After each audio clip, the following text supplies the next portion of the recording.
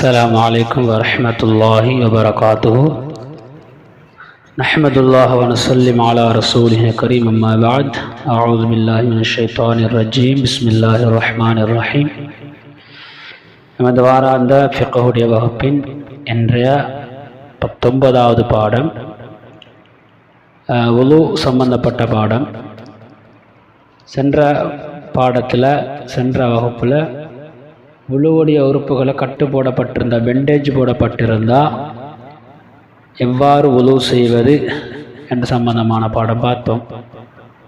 அதனுடைய தொடரில் கட்டு போடப்பட்டு அதற்காக வேண்டி தயமம் செய்து தொழுதவர் தொழுகையை மீட்ட வேண்டுமா, மீண்டும் அவர் கலா செய்ய வேண்டுமா என்று சம்பந்தமான பாடம். எனவே காயத்துக்காக வேண்டி கட்டு போட்டு பெண்டேஜ் போட்டு ஒழு செய்ய முடியாமல் தயமம் செய்தவர் எப்படியாப்பட்டவர் மீண்டும் கலா செய்யணும், யார் யார் இந்த தொழுகையை கலா செய்ய வேண்டும் என்ற அடிப்படையில் முதலாவது, பெண்டேஜ் போடும்போது உலுவுடைய நிலையில் இல்லாமல் இருந்தால் தொழுகை விட்ட வேண்டும். பெண்டேஜ் ஒருத்தர் காயம் ஏற்பட்டு அவர் உலுவோட பேத்து பெண்டேஜ் போடுறாருண்டா அவர் உலுவர் இருக்கிறார். எனவே அவருக்கு அந்த பெண்டேஜோட தாராளமாக தொழுவலாம். அவர் உலு இருப்பதனால தாராளமாக தொழுவலாம். ஆனால் அவர் பெண்டேஜ் போடக்கூடிய நிலைமையில் அவர் உலுவோட இருக்க இல்லைண்டா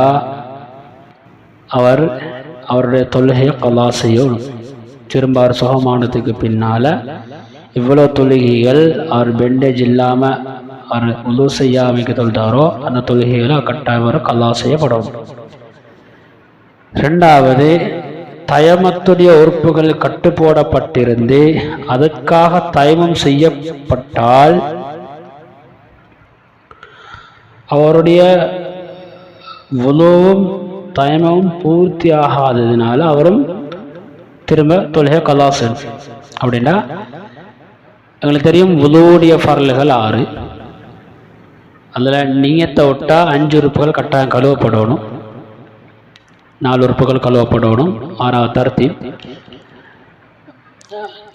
இந்த உறுப்புகளில் முகமும் 2 கையும் மட்டும்தான் தயமத்துடைய உறுப்பு. இந்த முகத்திலையும் கையிலையும் பெண்டேஜ் போட்டு கட்டு போடப்பட்டிருந்தா அவருடைய உலுவும் பூர்த்தியாக இல்லை, அவர் தயமும் பூர்த்தி இல்லை. காலில் காயமாக இருக்குது, காலில் பெண்டேஜ் போட்டிருக்கிறாருண்டா அவருடைய உலு பூர்த்தி இல்லை, அனத்தாயமும் பூர்த்தி. ஏன்னா முகத்தில் முழுமையாக மண்ணால் மசகு செய்யப்பட்டுச்சு, கை 2 பூர்த்தியாக மசகு செய்யப்பட்டு, அதாவது தயமம் செய்யப்பட்டிருக்குது. ஆனால் கையில் ஒரு காயம் இருக்குது, உலுவுடைய உறுப்பிலேயே காயம் இருக்குது, தயமத்துடைய உறுப்பிலே காயம் இருந்தால் உலுவும் பூர்த்தி இல்லை, தயமமும் பூர்த்தி இல்லை என்றதுனால அவர் பெண்டேஜை கட்டினதுக்கு பின்னால அவருடைய தொழுகைகளை கட்டாதான் கலா செய்யப்படணும். மூணாவது, ஒருத்தர் ஒரு காயம் இருக்குது, அந்த காயத்துடைய அளவு வரைக்கும், காயத்துடைய தீர்ச்சை வரைக்கும், எல்லா வரைக்கும் அவர் கட்டாயம் கழுவணும். காயத்துக்கு எடுத்து மட்டும்தான் தண்ணி படக்கூடாது. அவர் பெண்டேஜ் போட்டிருக்கிறாரு, காயத்தை தாண்டி கூடுதலாக கட்டு போட்டவர் அவருடைய காயத்தோட சேர்த்து கூடுதலாகவும் அவருடைய உறுப்புல தண்ணி படாமல் இருந்திருக்கு. எனவே இவரும் காயத்தை தாண்டி கூடுதலாக கட்டு போட்டவரும் தொழுகையை கலா செய்யணும். தொழுகையை கலா செய்யறது கட்டாயம்.